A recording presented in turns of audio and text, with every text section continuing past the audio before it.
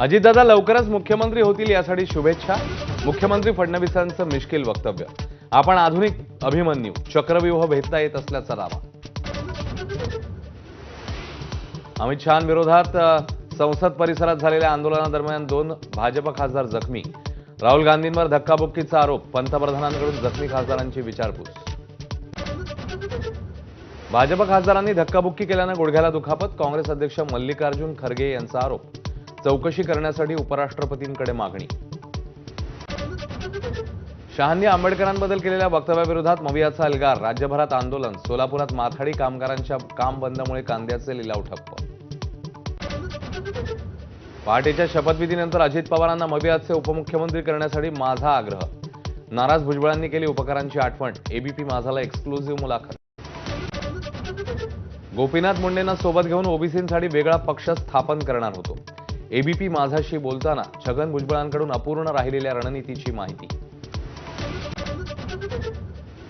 बेळगाव केंद्रशासित करण्यासाठी मुंबईला केंद्रशासित करण्याचा प्रस्ताव पाठवा। कर्नाटक काँग्रेस आमदार सौदींचा उद्दामपणा। महाराष्ट्र काँग्रेसकडून नाराजीचा सूर। कर्नाटकमधील काँग्रेस आमदाराला काँग्रेसच्या पक्षश्रेष्ठींनी समज द्यावी। आदित्य ठाकरे यांची मागणी। बेळगाव केंद्रशासित प्रदेश झालाच पाहिजे। आदित्य ठाकरे यांच्याकडून पुनरुच्चार।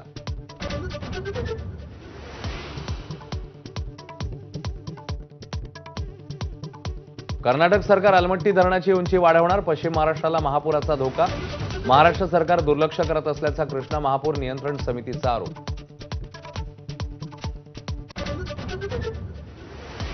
लोकसभेच्या निकालाविरोधात अमोल कीर्तीकरांची याचिका मुंबई हायकोर्टाने फेटाळली।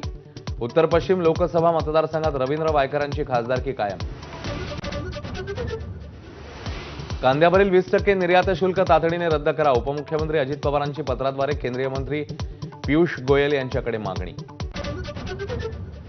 सर राम शिंदेना क्लास कसा चालवायचा आहे चांगलं माहिती। विधान परिषदेच्या सभापतीपदी बिनविरोध निवड झालेल्या राम शिंदेंसाठी मुख्यमंत्र्यांचे उद्गार।